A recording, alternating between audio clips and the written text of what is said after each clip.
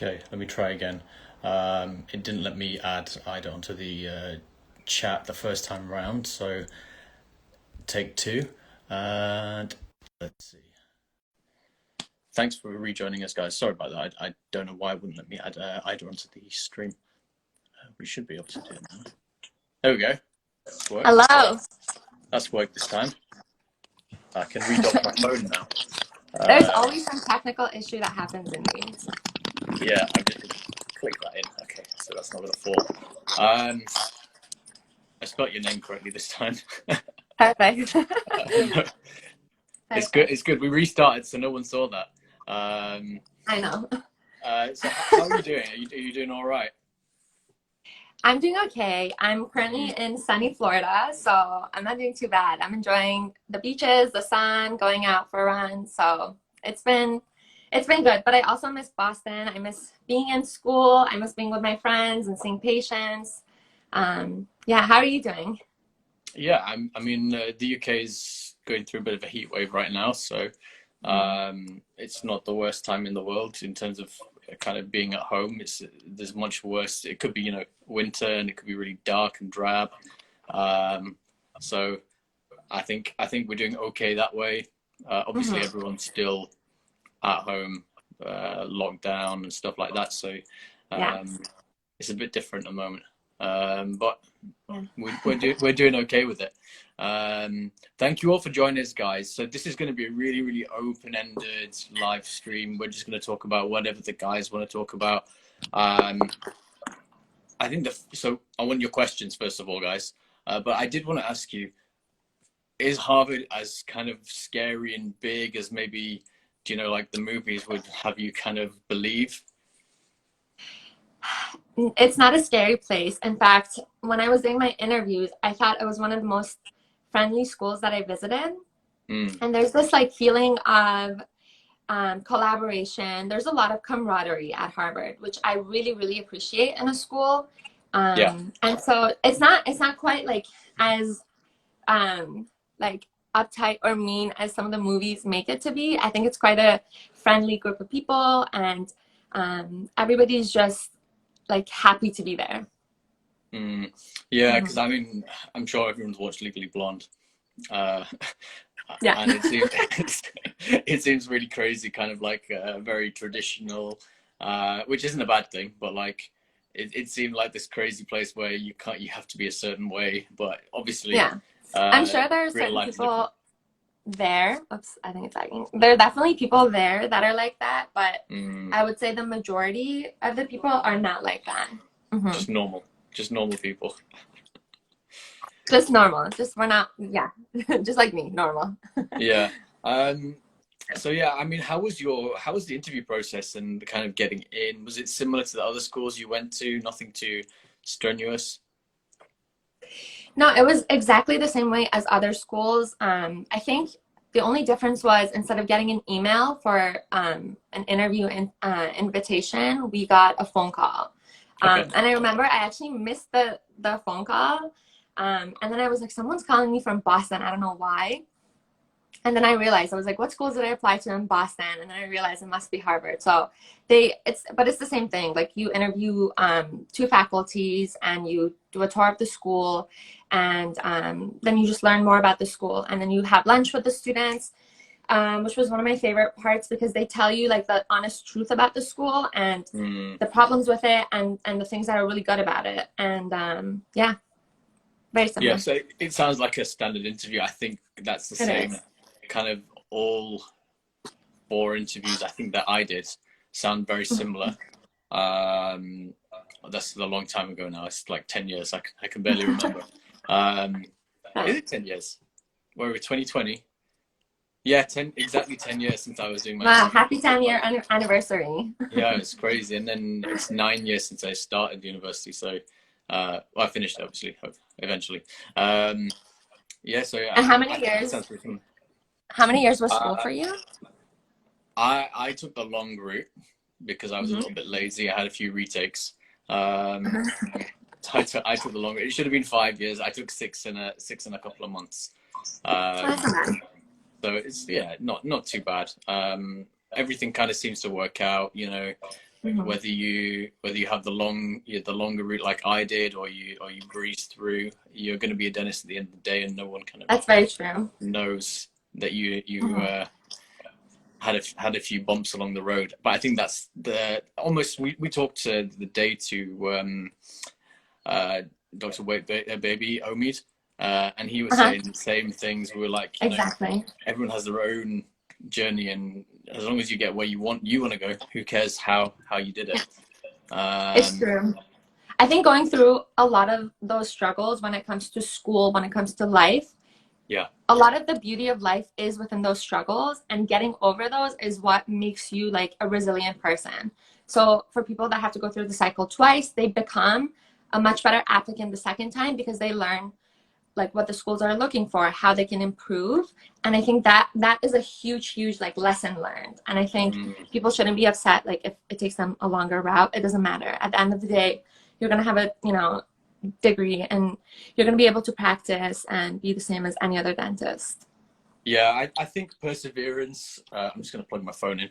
I think Mhm. perseverance and kind of showing that you've got a long history of really wanting to do uh, dentistry, or whatever degree that you actually want to do, because I'm sure there's some guys who are watching who are maybe thinking, am I going to do dentistry, medicine, pharmacy, a lot of other kind of degrees.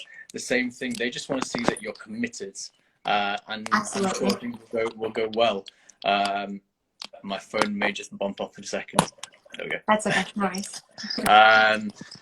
Yeah, I'm using a different mount to what I normally use, because the one that I normally go with, it's the one that goes on the car bonnet. Do you know, in on the dash, and Yeah. then the sticky bit's gone. So Oh I'm using, no. yeah. It's done a good year's worth It's done of its life service. streams. Yeah, so I'm using a slightly different one. It's on the ring today, which Gotcha. I actually quite like. My face is equally lit now. There's normally a little bit of a shadow. I gotta get one of those. I'm relying solely on like the sunshine right now. Yeah. A couple of guys, hello from India and Florida. Awesome. Hello. Um, have you joined in for many of the live streams that we've done?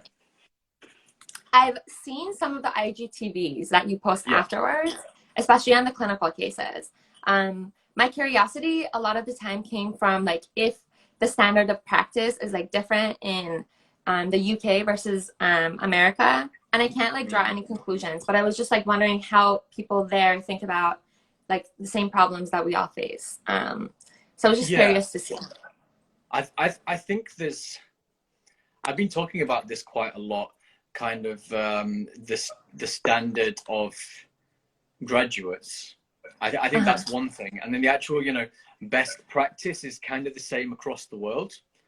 Right. For example, best practice in endodontics is to be using um, cone beam pre-op in Mm-hmm. certain cases, where that might be different depending if you guys have, or I have the actual machine to do that. Some people don't have that kind of Right. thing. Some Yeah. people don't have the money to buy a scanner, for example, or whatever it is. So that there's differences there, but actually, I think it's quite similar across the world. Um, what I have seen is kind of, do you know, when we come out of university? So I'm only 2.5 years out since I finished, Uh-huh. and you're still within the whole dental I school am. experience. Yes. There's definitely kind of been this thing of like, grads now are seeing much fewer cases Right. when they were doing dental school than people who finished 10, 15, and 20 years ago. They were Of doing course. 10, so magnitudes more than we have. Um, Uh-huh. so I think that's something that's definitely out there. Yeah, and I think this whole COVID-19 situation is also not helping us. I mean, Mm. we were right in the middle of clinic, and within like less than 3 days, everything was shut down. Like we were sent home, and now returning to clinic. I mean, we are taking a lot of our lectures online in order to save time for when we go back to school to just be in clinic and do full-time clinic time. But again, I think it's a lot more challenging now to get a lot of those requirements done. And we have to pay a lot like extra attention to how many cases we're doing just to be Yeah. competent dentists as we come out. Yeah, I think that's definitely for sure. For example, like I know that within my year, the people who had done one or two endodontry procedures, Right. and there were other Hmm. guys who'd done, 10, 15, and 20. So Yeah, how can you be as proficient? And then, like you say, doing with having COVID come through, um, that's a whole host of treatment and months of treatment that you could have been doing absolutely. that you're no Hmm. longer, you're not going to get that chance to do it again. Hmm. Not that in the long run this is bad, because once we finish, you can do a general residency, you can do Right. uh, all kinds of things to kind of get that experience. Hmm. But it does maybe peg you back a little bit. Absolutely. And the one thing about COVID that I do have to say is that I think that people that are in school, like in their third or fourth year, of course, we're missing out on a lot of clinic time and experience, but something that we're gaining is learning how to deal with pandemics like this. Because I Mm. think the future of dentistry is going to change a lot now when it comes to infection control. And so something that we are going to learn more in school and have a little bit more margin for error is how to be effectively eliminating these infections. And that's something that is putting a lot of burden on dentists that are already in clinic, because they have to now put new guidelines, they have to buy new instruments or new gowns and everything. So there's on one hand it's a burden on the dentist, on the other hand it's a burden on the patients too, because the dentist might start charging for these new like PPEs and Mm. um, you know, uh, like I don't know, new masks and whatnot. So that I think, even though we're missing a lot of clinic time, I think we're now gaining a lot also in school to know how, when we get out of school, take How care to of do? issues like this. Yeah.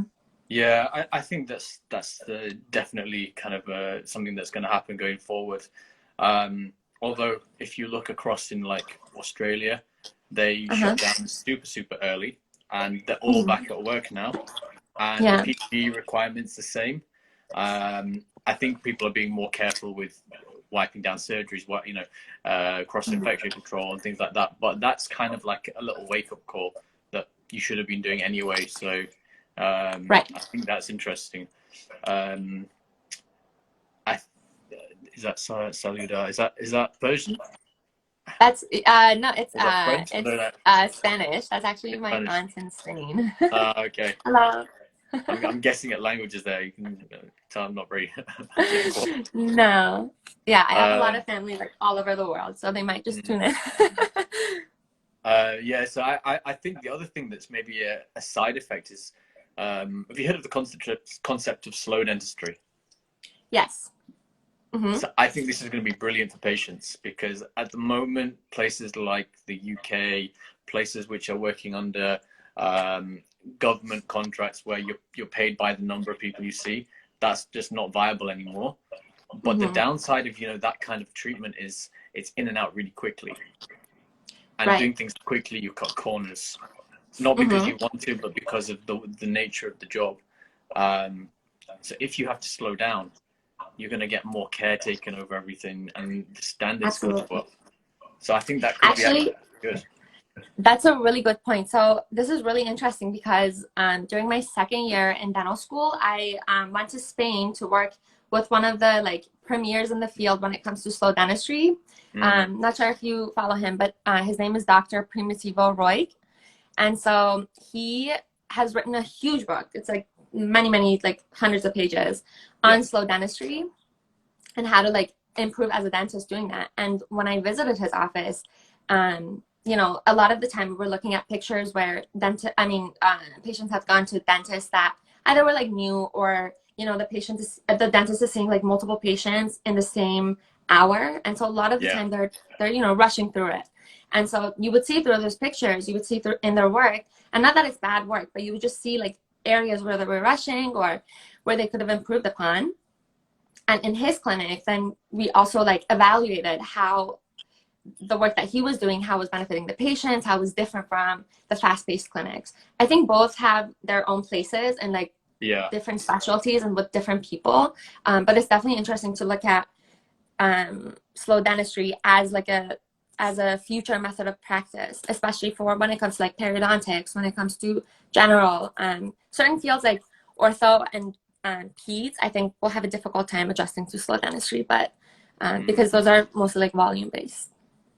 Yeah, and sometimes, you know, you can put on some brackets. Once the brackets are on, you don't need to be any slower than that, really. So yeah, yeah. So I think it's useful. I think restorative, it'll be brilliant because you can take more care over your cavity. They'll be less likely to kind of, for example, if you're removing caries from something, and there's a deep box, and on that axial wall, if you're getting close to the caries, if you're taking that extra 5-10 minutes, you're less likely to fly through that wall into the pulp and then have to do pulp capping and possibly an endo if you've really messed things up. Slow things down, you might be able to do some stepwise, get it to remineralize, and then that tooth can maybe last much longer.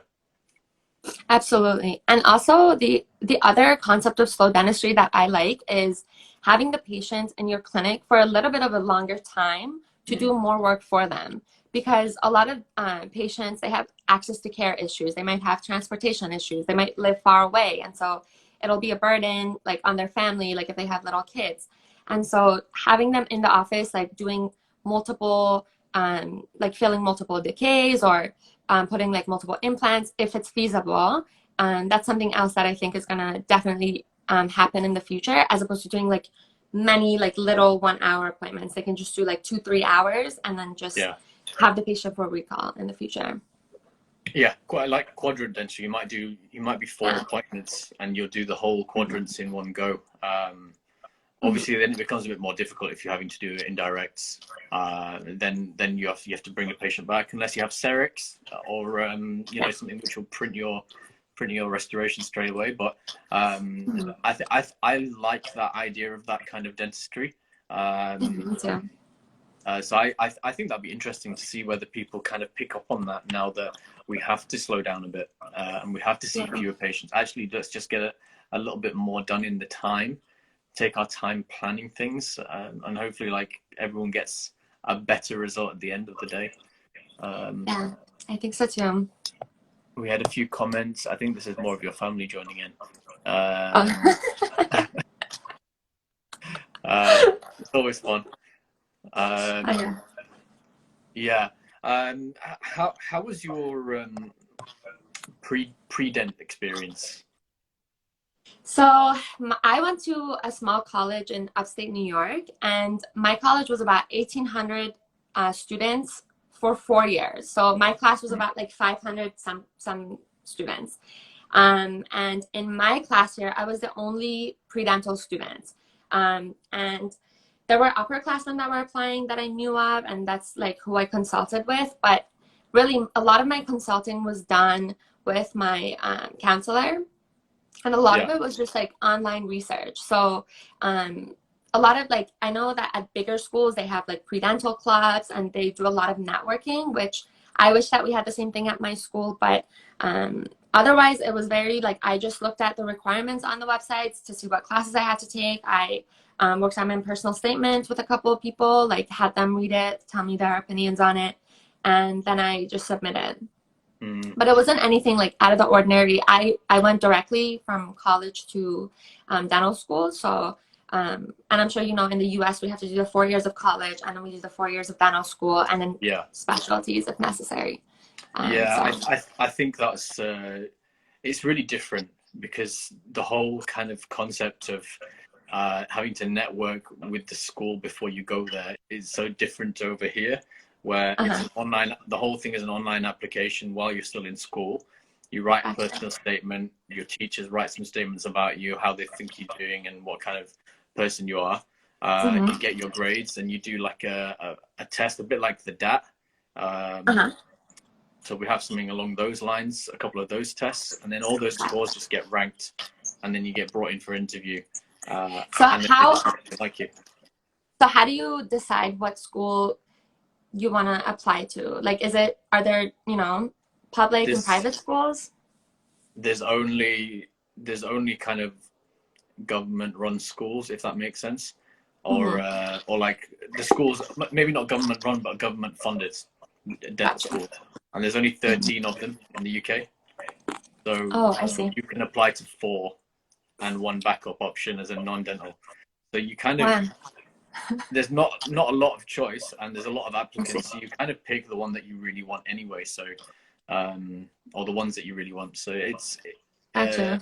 it's not too difficult really, because if you decide that, for example, you don't want to live in Northern Ireland, that's 1 school gone.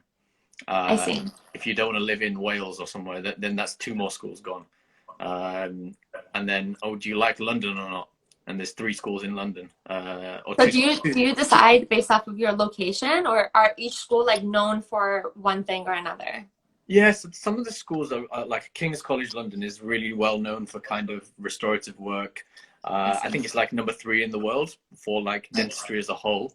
So that's one consideration. But then London is super expensive to live in. So Right. is like funding an issue? So you think about that. And then London is a very busy city as well. That really put me off. I had a King's offer and I had a Newcastle offer. So Newcastle is like a small city in the north where you can walk from one side to the other in about half an hour. Gotcha. And then London is the absolute opposite. You can't drive from one side to the other in 2 hours. Gotcha. So you kind of, a lot of things will go into that. I think similar to maybe anywhere else. You go, oh, do I have family there? Do I have, other interests? How far is home? All these things would weigh into your decision. Yeah. Yeah, I think it's the same thing here. And something else that I was closely paying attention to is like how strong the school was in research and how much opportunities the students had when it came to research. And so that's why a lot of the schools I applied to had just very like strong research programs. And location. I think location is huge here. Yeah. I wasn't so much concerned with the location, but yeah. Yeah, I didn't even look at research at the time. I kind of wish I had done now, because now with me wanting to go and do an endo program, you're like, oh, that would have been really good if I had some research behind me. But when you're 18, 17, 18, you don't think about, oh yeah, I might need to do some research. Oh yeah. You're just like, oh yeah, I'll do dentistry. Cool. I'll just apply. Okay, cool. Which may be the good thing about doing it after an undergrad. You're a bit more clued up on where your life might be going, so you go, actually, I'm going to do some research. I think that's pretty good. I don't know if you watched a couple of the lives we've done recently.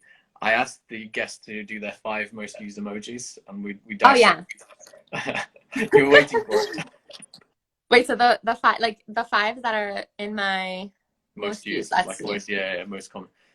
I can put mine down, but they're the same as yesterday's and the day before and the day before. I did see those. The order might have changed slightly. 1, 2, 3, 4, 5. So these are my 5 most used. Yeah, so I think this is really fun, because somebody asked us to do this last Thursday when I had Dr. Ansar on. It was really funny. It's just like, oh yeah, I don't use that one. The clown one, for example, I don't think I've ever used that. I use a lot of random ones. Like sometimes just to like fill up the space, I like put in a little animal, like a flamingo or like a sloth, just out of the blue, just to get the other person confused a little bit, just to troll it a little. But yeah, no, because I think this is the thing. Like guys are just like, you might put 1 or 2. It's like laughing ones, or that face one that I use all the time. And then because I'm on Instagram, I've got the thank you one, which is pretty high up. Comments and stuff like that, and thanking people say thanks for doing the feature. I tend to use that. I know, yeah.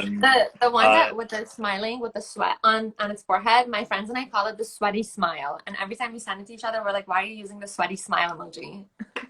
I think that's like that. It's like, oh yeah, that was kind of funny, but like I was worried also or something. I don't know. It's like like an edge smile. Like I know, yeah. The joke's on the edge or something. I always send that one when it's like a joke, but I'm a little bit embarrassed to have said that joke. Like I made a comment and I'm like, sweaty smile, because I don't know if I should have said that, Yeah, I think that's how you use that one.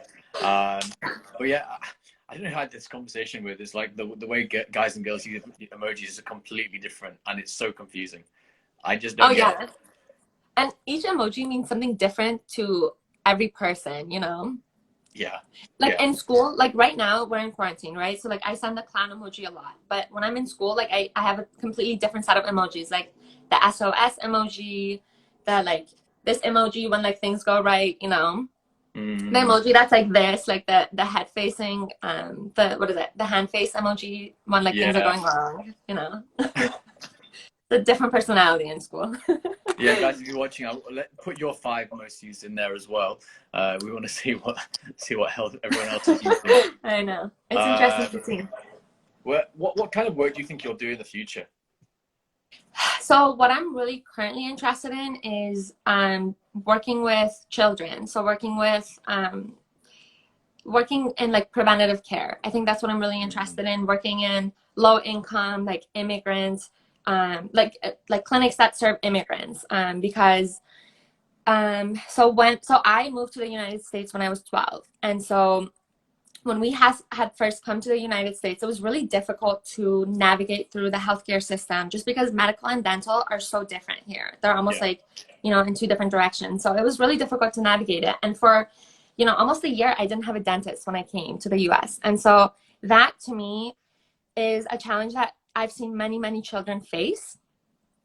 And I mean, I work in a like low income clinic. I volunteer, and I see the same thing. And it's a lot of children who like don't speak English, and or they're very shy because they're embarrassed about their smile, or they're embarrassed about how long they haven't seen a dentist. So that's what Mm, I'm really passionate about because I went through it, and I think that I can help those like kids that are overlooked. You know, that's what I'm thinking about doing in the future, and um, we'll see. I don't know if my path will be a straight path or if it'll be like, you know, if it'll be really? a curly path to get there, but that's what I'm thinking about doing in the future. Mm.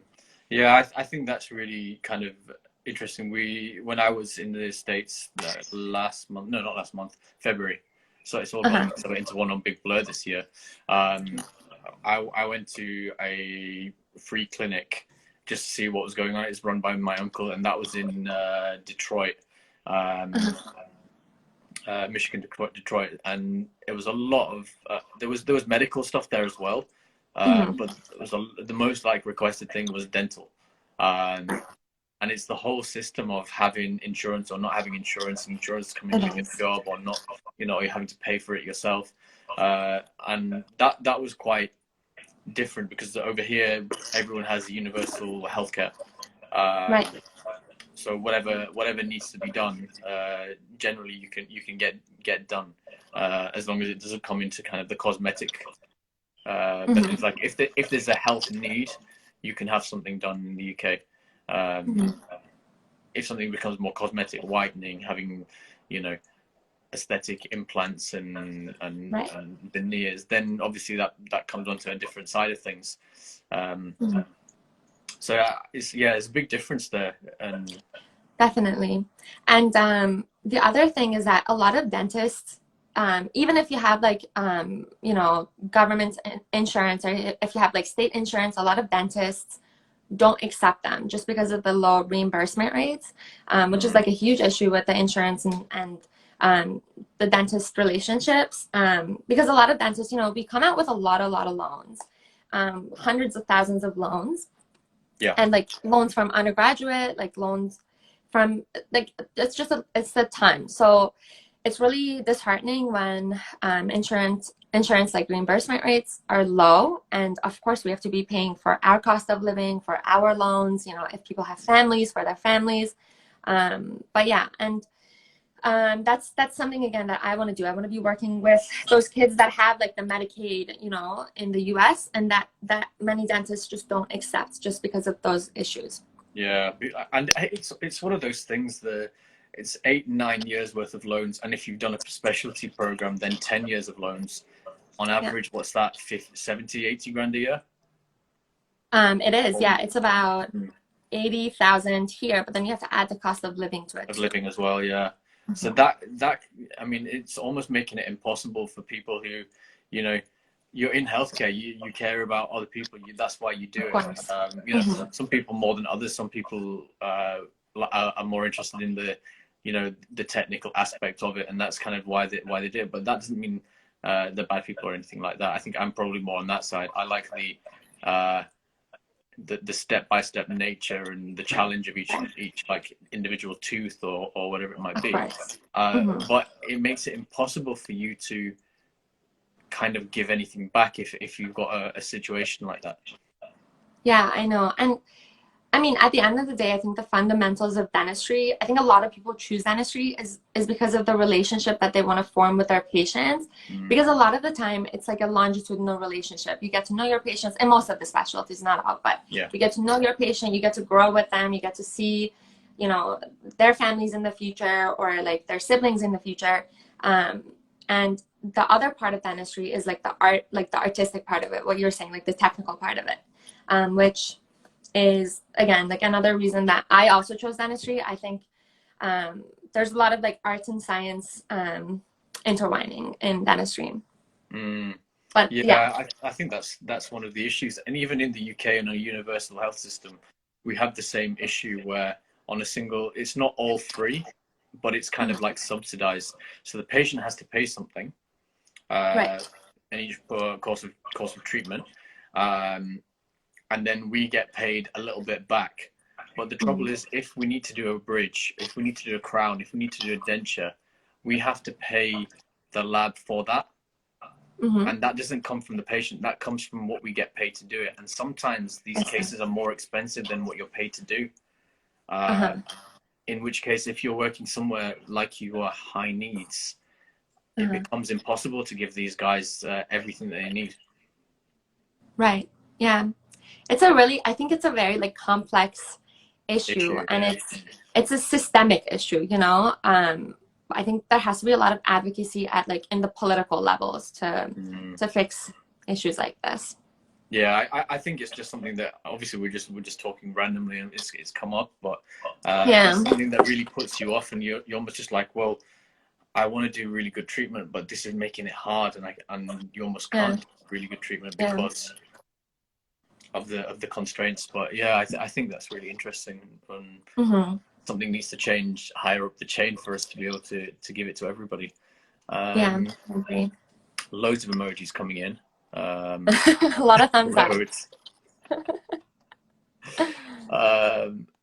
Let's see, there's no actual questions coming, but here we go. Corporate dentistry in both countries. So do you have much experience with corporates? I don't have personal experience just because I'm still sorry, I don't know how to in school, but I think that in the future there's definitely going to be a lot more new grads joining corporate dentistry, especially in the US, like joining the DSO, like a big corporate dentist. But and that there's a lot of reasons. There's, you know, because maybe lack of education and managing your own practice. There's a lack of money and maybe opening up your practice. A lot of people want to just gain a lot of experience, like, and becoming faster in these corporate settings. I think that's a very valid reason to join. And yeah, I think it's mostly going to be new grads just joining. And then also with this whole COVID-19, I think the rate of dentists joining corporate dentistry is much higher just because now we're going to require more money than before to open up a practice with all the new precautions. That's what I think. Yeah. Corporate dentistry in the UK is very weird. It's both private and NHS. I don't particularly like either because it tends to be non-clinical people above you telling you what to do. And there is good points to them as well, because they do have a lot of buying power, so they tend to get materials cheaper. They tend to be able to bring speakers in for like CPD, you call it CE. They tend to be able to get people like that in for much cheaper because they've got lots of people who are going to come. But at the same time, there's much less flexibility in the kind of the way that you run. You don't know your boss like you would in an independent practice where, you know, if you see your boss every day and they see you every day, you have that relationship, and there's more it's more personable depending on, you know, I think I prefer that, and so that's probably the big difference there. So I think that's probably the big thing that I would kind of flag up there. Good question. Yeah, that is a really good question. And the other thing is something that we really have to pay attention to when it comes to corporate dentistry is just like standardizing the way that dentists there practice, just because we want to make sure that everything that's done is ethical, it's in the best interest of the patients, that the patient's goals and needs are also met. And again, like I think there's different DSOs and different corporate dentistry settings that fit different types of people, different personalities. So it's something to just explore before, you know, joining with that research, if that makes sense. Yeah, how do we think Corona is going to change the field of dentistry in the future? We kind of spoke about that a little bit. We did. Yeah, I just quite briefly, I think it's going to kind of give us a little kick about the cross-infection side of things. But like long term, I don't think much will change in terms of how we do things, because, you know, if we get a vaccine in next year, then everything kind of goes back to normal. Yeah, and there are countries who are already back to normal from having a strong lockdown. So I think it's going to depend on what your individual governments decided to do and how effective they've been.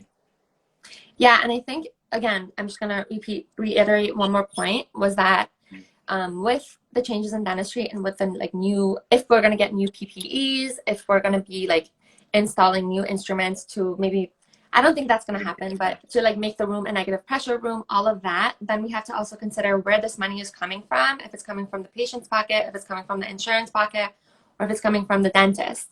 And we have to see how to spread this burden so that none of these three areas, you know, go under. So that's something that. Yeah, I think that's why I'm kind of in favor of doing not as little as possible, but like but holding off and making big wholesale changes until we see where things land. Because if you know in 6 weeks it's all gone away, which it could have done, then we almost don't have to bother with all these crazy changes and stuff like that. But if it's still here, then yeah, maybe we do need to do some things.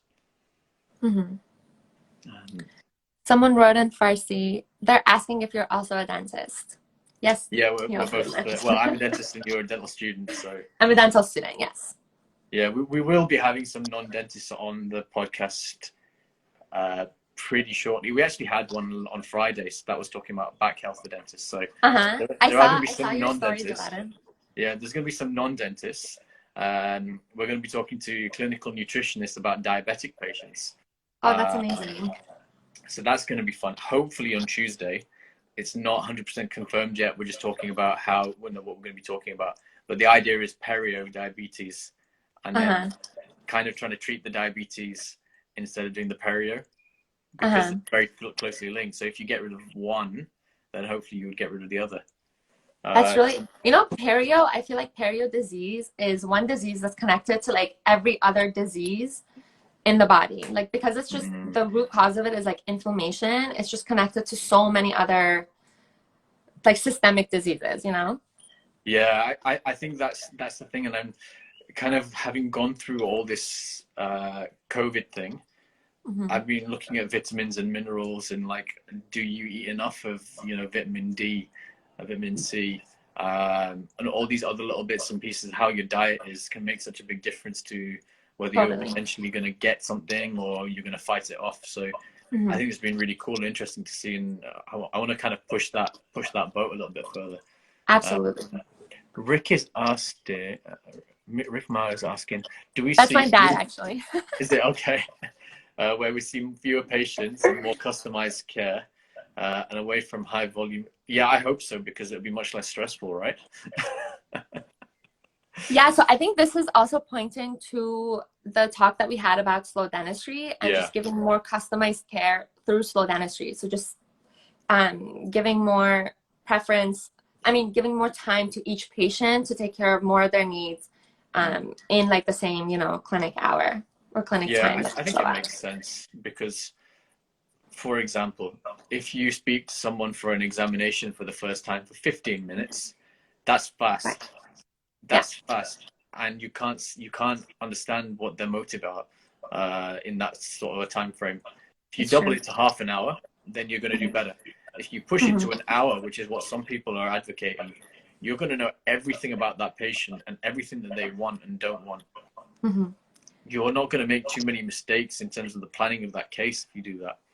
And the patients feel so heard, and their concerns, like, you know, a lot of it is just patient-doctor relationships. When you're giving more time to your patients and waiting for them to say like what they're looking for and what their chief complaint is, and then the patient also trusts you more and with their care, because they think like this person understands me and understands what I need. Yeah, I completely agree. And I think this is the whole thing. You know, we've been talking about corporate versus insurance versus universal healthcare. I think this is the real area which people decide to go towards private dentistry and doing, you know, fee per item dentistry.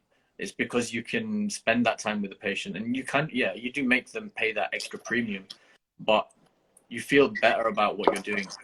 And I think that's really important, because if you end up hating the work because you're doing not the best standard and you know you can do better, you're not going to last the longest. Asil's asking us to do art of dentistry.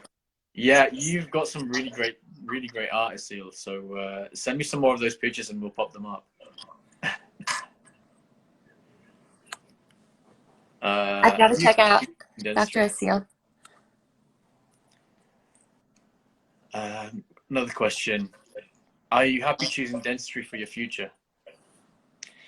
I think so far I'm really happy. Of course, I've faced a lot of challenges, and in that moment I get really frustrated when it comes to like lab work in dentistry, or when it comes to wanting to provide a treatment for patients but they can't afford it, and so you can't like deliver the ideal care for them. I think those moments I'm really frustrated, but for dentistry itself, I'm really happy. I think it's the exact reasons that I chose to become a dentist in the future are exactly what I'm seeing in the clinic. Like I have really close relationships with my patients that I see in the clinic, and then at the same time I'm also putting a lot of creativity when it comes to my work, even if it's like restorative or if it's like setting up dentures for the patients.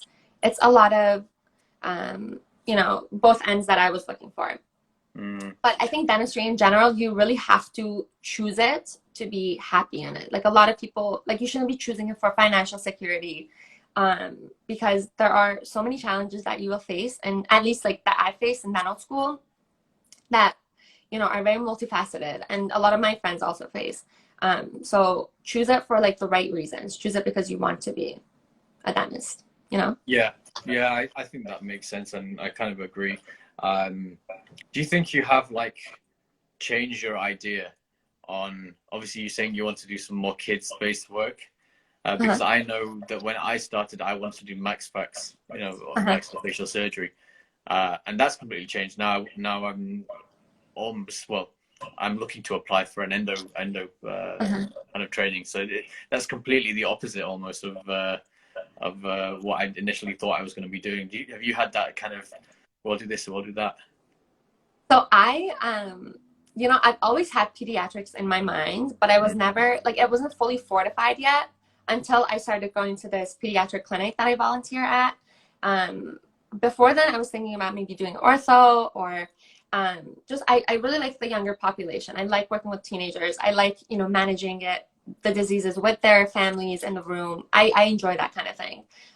So I definitely like thought about, should I do oral maxillofacial surgery? Should I do endo? But at the end of the day, what I realized was, when I was gaining the experiences in the clinic, I realized what brings me the most amount of happiness was pedo. Yeah, the kids side, they cry when they see me, so I'm fully out. Not all of them, to be fair. Not all of them, to be fair. But I think I don't have the patience. I think that's what it is. I do have patience because obviously endo requires a lot of patience, but I don't have the patience to wait for someone to actually open their mouth and then let me see inside. Right. It's like, okay, I'm bored now. Next one, please. Come back. I know. Come back. Yeah, I mean, a lot of it, I think a lot of like the management is, I treat the kids like how I like to be treated when I was a kid. Like I like to be treated as if I was like a grown-up person. Like I like to talk and I like to express ideas and like answer questions. And so what I do a lot is just like, I get to know my patients even when they're in the chair, and I give them a lot of like compliments. I'm like, good job, like you're doing such a wonderful job sitting here. Like I've never seen such a brave kid like you. A lot of stuff like that is definitely like helpful for the kids. Yeah, I kind of try and do that, and the trouble I have is, do you know when you're getting to the points where in the dental school clinics they were like, oh, you have to call like the drill something else, and you have to call like the what did they say? Oh yeah, your LA is like sleepy juice and stuff like Oh that. yeah, yeah, yeah. No, I can't do it. I don't care what you mark me down. I can't do it. Yeah, no, I get the struggle. I think in the beginning I was also very resistant to the idea of like, you know, playing down the words, but I think at some point it just started coming to me a little bit more naturally. But I mean, I see the same struggles in like different fields of dentistry. But yeah, no, I a lot of people like change also in dental school. Like a lot of people entered with like thinking oral maxillofacial surgery, or they thought that they wanted to do peds, and then they like jumped to like endo or like something completely different. Yeah. So. No, I think kids and dentures are the two things which are just like completely alien to my temperament. Dentures are just something else. Yeah, I'm just glad there are people who like doing them because they can do a lot. I know. I know. I admire those people. Are you interested in research? Yeah. What kind of research were you thinking about? Because you didn't mention that. So I'm doing like a couple of research projects now. One of them has been paused because of COVID-19. But so the one research that I did was with Dr. Primitivo Roy was in Spain, and that was on like patient recall system and patient retention. So I really enjoyed that research. It was more of like a qualitative research, and Dr. Roy is like brilliant in this field, and he had come up with a system that's called 712. And the 712 system is you contact your patients in like different ways 7 times throughout the 12 months of the year. And that has been shown to increase patient retention. It increases like recommended patients to your clinics. So it's super interesting. We actually published a paper. It's online if anybody's interested in reading it. Yeah, I'm gonna. And then it's like his work is like genius. And then the other 2 research projects that I'm doing, one is with juvenile idiopathic arthritis, and we're trying to see what predictors lead to these pediatric patients having TMJ issues. So it's a lot of like data collection research. So it's its own like, I think data collection is like one of the most like mind-numbing research, but I think the results at the end make it like all the worthwhile. And then the other research that I was doing that's been paused was a survey research that is for cancer patients who have not had cancer for after 1 year. So it's like cancer survivors and the like post-radiation toxicities that they face. So it's been like 2 different researches. Yeah, a few different bits. I think the one about the recalling of patients is really interesting because I'm quite interested in marketing and media and things like that. So it's really crazy actually. There was some other research I was reading a while back, ages and ages ago, where it said like in order for someone to actually want to come and see you or to come and buy something, they have to have seen it like over 7 times. Oh yeah. I think that was on average. So there's some guys who are even more than that. So it could be like 14 or 15 times they have to be familiarized with something before they're kind of like, yeah, that's what I want. Or yeah, I'm going to go see a dentist now. Or, you know, that's pretty crazy that it takes that much kind of persuasion. And that kind of thing is really, really cool. Like the ways that these like big companies can manipulate kind of their advertisement. Like why do Coca-Cola need to advertise and everyone knows who they are? It's stuff like that, but there's ideas to go behind it, which is crazy. And it's not to like compare the food industry or like the clothing industry to healthcare, because they're very different things. But if we like pay attention to how the food industry is like advertising to people, like McDonald's, every 5 minutes it's on TV, there's an ad about it. When you're driving, it's everywhere, right? And that's putting a lot of value in the product that they're giving to people. So in order for us to also put a lot of value in like oral health, in systemic health, we need to like advertise it to people in a very like ethical way, obviously, to say like it's time for you to start paying attention to these issues. So I think there's a lot of lessons to be learned from like the other industries and how they're doing it, and then adapting it to the healthcare model to make it be like feasible for us. Yeah, and doing, for example, if you're doing some sort of prevention campaign, it's going to make your job easier. There's going to be less decay to deal with. There's going to be less peri. Absolutely.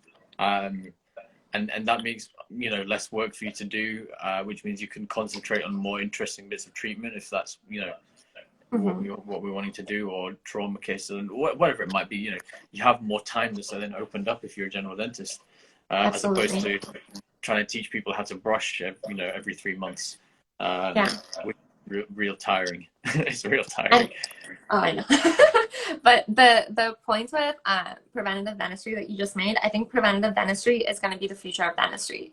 And I think that the more that we put efforts into it, I mean, that's why one of the other reasons I want to go into peds is because I think education from an early age really improves like when these kids become adults and the oral habits that they have. So like putting that education into preventative health, I think is going to be big.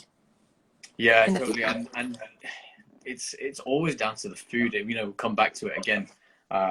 If you can show people actually what you're eating is going to change how you are in 10 years. Absolutely. How many teeth you have, how, you know, how, you know, strong you are, and all these other things, and, you know, internal health. And I think that's the real answer to the question: how do you think dentistry is going to change due to COVID? But it's not due to COVID. It's more like how it should be changing anyway. It's true. But I think that's kind of the real answer, even though we kind of went about it in a weird roundabout way. I know. Yeah. We've got about 5 minutes left. Gotcha. Have a little look because we got kicked off yesterday. I mistimed it. Gotcha. Let's have a little look. Any other bits of questions? Well, I just want to say thank you for this live. I think they are super, super helpful. A lot of people these days, I mean, it's quarantine time, so we're just sitting around, and it's a really good way to connect with other people. I've taken my time on Instagram to like connect with other dental students and see what their programs are doing and how they think, you know, the future of dentistry looks. So if anybody here is interested, you know, we can definitely, like, this is, for me, I thought like Instagram is one of the best ways to get to know people.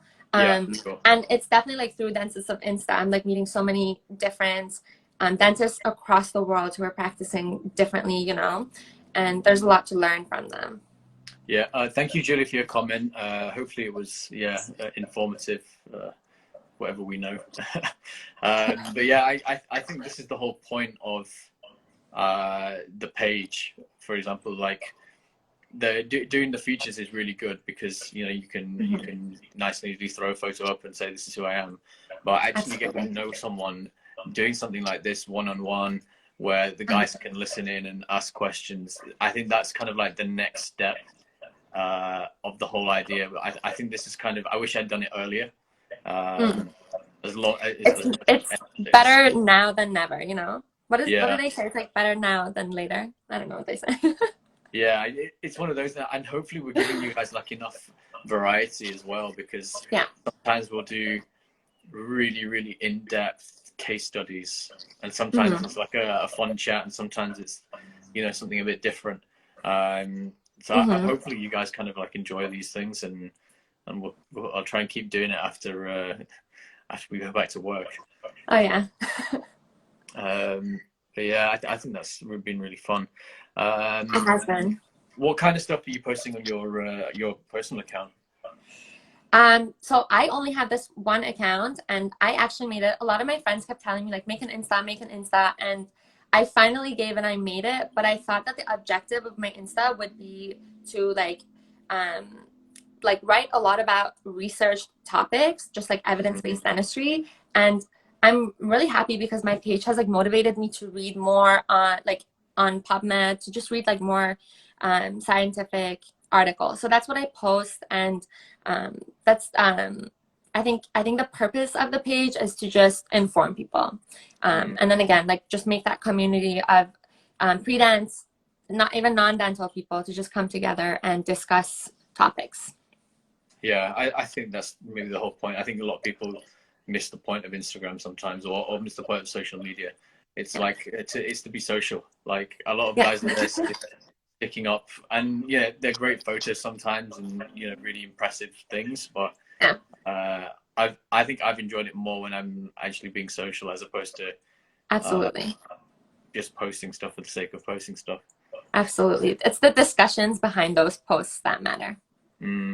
Yeah, and I think we do the same thing. When I'm maybe not running out of ideas, because that doesn't tend to happen, but kind of looking for something to back up my my posts. I'll go and look for some research, like the vitamin D one.